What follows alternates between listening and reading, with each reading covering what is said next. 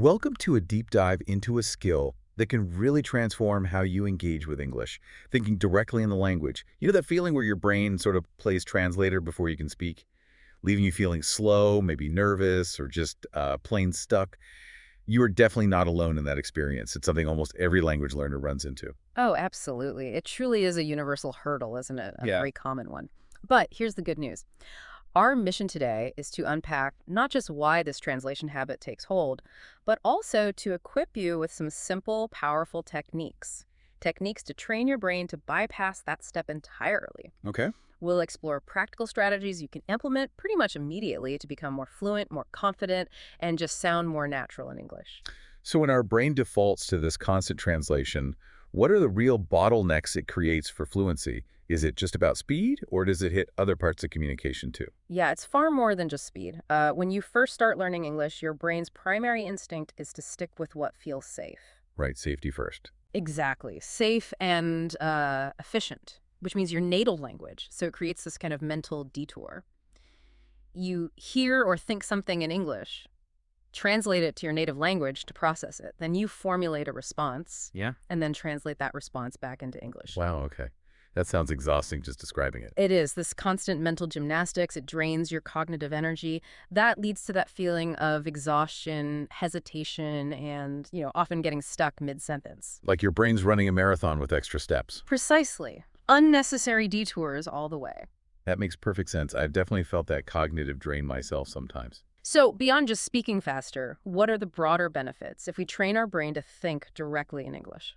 Well, when you cut out that middle step, you're not just speeding up the process. You're fundamentally changing your relationship with the language itself. How so? You start to understand concepts more intuitively, you process information more deeply, and ultimately you feel far more natural, more authentic when you're communicating. It allows for a more fluid, almost instinctual engagement with English. That's a really powerful shift.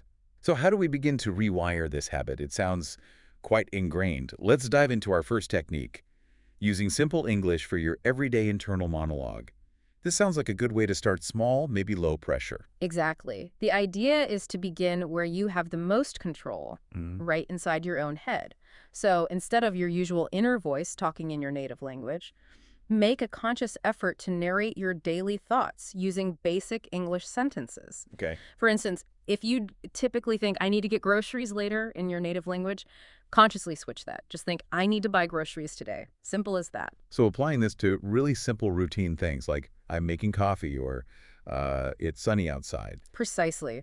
Focus on those incredibly mundane, everyday actions. Habits like making breakfast, walking to work, even just planning your next task. Little things. Yeah, tiny moments. This consistent daily practice is designed to gently nudge your brain. Nudge it into using English as its default internal language, creating a new, direct neural pathway for these common thoughts. That idea of the internal monologue is so powerful. Okay, how about taking that a step further? Maybe out into the world around us. I sometimes find myself doing this without thinking, just sort of describing things as I walk. Is that what you mean by descriptive self-talk? You're spot on. It's a powerful form of self-talk, yeah, but externally focused this time. As you look around, mentally describe objects, scenes, actions, all in English. Right. Think to yourself, the weather is sunny today, or I see a red car driving by, or even this coffee smells good, the mug is warm. Sensory details. I can see how that would build connections, but like from a cognitive standpoint, how does this internal description really cement the language more than just, say, memorizing vocabulary lists? Good question. It's about actively building direct associations. When you look at, say, a tree, and you directly think tree without the native language popping up, you're forging a direct connection in your brain between the English word and the actual concept of the tree, or the image, the sensation of it. Okay, bypassing the translation middleman. Exactly. This neurolinguistic association is much stronger, much faster than that roundabout route through translation. You're essentially training your brain to see the world through English, in a way. See the world through English. That's a profound difference. Yeah. And speaking of words, vocabulary. Many of us are taught to learn new words by just writing down the direct translation. The classic method, yeah. But our sources suggest a completely different approach, more English-centric. Yes, what's truly transformative here is shifting how you acquire new vocabulary. Instead of noting that direct translation, Yeah. you write down the word's definition, but entirely in English, and then, crucially, add an example sentence that uses that word in context, also in English. Okay, can you walk us through an example of that? Make it concrete? Absolutely. Let's say you're learning the word delicious. Hmm. Instead of writing its translation, whatever that is in your native language, you'd write something like, delicious means something tastes very good, the definition in English. Got it. Then add an example like, this pizza is delicious, I really enjoyed it. This forces your brain to connect the new word directly to its meaning and its practical use within English itself, Ah, I see. rather than routing it through another language, which can sometimes create, the slight mismatches or limit understanding. That makes so much sense. It really grounds the word in the language itself, doesn't it? Exactly. Keeps you immersed. Now, for those of us who like a bit more structure, a focused practice, our next technique involves a timer. Yes, this is a structured way to kind of push yourself a little bit. Set a timer, maybe just for 5 minutes each day to start. And during that dedicated time, commit to thinking, and if possible, maybe even speaking aloud, only in English. Okay, 5 minutes. And when you say thinking, what kind of thoughts should we focus on? Should it be about grammar or... No, anything at all. That's the beauty of it. Wow. You could describe your plans for the rest of the day, you could express your feelings about something that happened, or even try to narrate a simple story to yourself, like what you did yesterday. Right.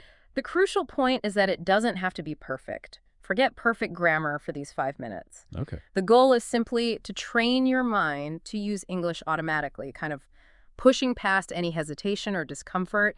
It's really about building that mental stamina in English. Building mental stamina. Yeah. I like that framing. That feels achievable.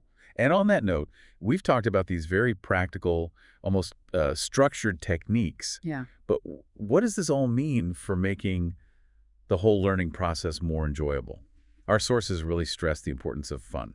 Oh, it's huge. It's a massive catalyst for success, actually. If we connect this to the bigger picture of, sticking with language learning long term, enjoyment isn't just a nice bonus. It's pretty essential. So how do we bring fun into this thinking and English practice? By engaging with English content that you genuinely find entertaining, things you'd consume anyway, but in English. So watching movies or TV shows, maybe with English subtitles first, reading simple stories or comics you enjoy, or listening to songs and really trying to catch the lyrics, understand the meaning, without immediately jumping to translate. So it's about allowing your brain to sort of relax into the language, almost absorb it through enjoyment.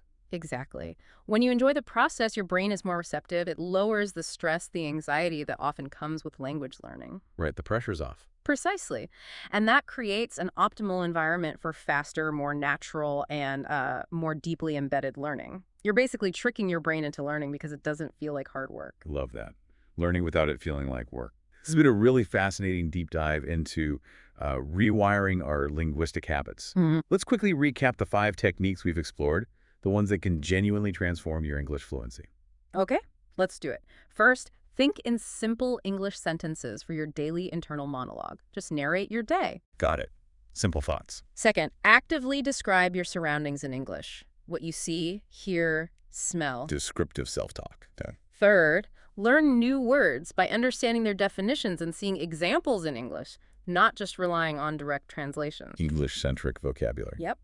Fourth, practice thinking and maybe speaking, only in English using a short daily timer. That focused immersion. The 5-minute challenge. Exactly. And finally, number 5, use English for fun activities you genuinely enjoy. Relax into the language. Great summary. That's a powerful toolkit right there. So as your challenge for this week, we invite you listening to choose just one of these techniques, just one to start, and implement it consistently.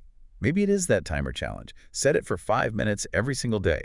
And consciously think only in English. Describe your plans, your feelings, what you see around you, whatever comes to mind. And remember, the most valuable knowledge is the knowledge that you actually understand and apply. Put it into practice. And please, don't shy away from making mistakes. There's that great saying, mistakes are proof that you're learning. That's so true. It's through those moments of stretching your comfort zone, maybe sounding a bit awkward at first, that real progress is made. Don't let perfection stop progress. Absolutely. This deep dive has really shown us that stopping that internal translation, it isn't just about speaking faster, it's about fundamentally rewiring how our brain engages with English, Yeah. leading to a much more natural, much more confident, and intuitive experience with the language. hmm The journey to thinking directly in a new language might seem a bit daunting at first, perhaps, but as we've seen today, it's really built on consistent small steps and a conscious shift in how we approach learning. It's about building new mental habits, really, not just memorizing lists or rules. So, final thought for everyone listening. What stands out to you from today's deep dive? Yeah. How might incorporating even one of these techniques allow you to unlock new levels of fluency, not just maybe in English, but perhaps in a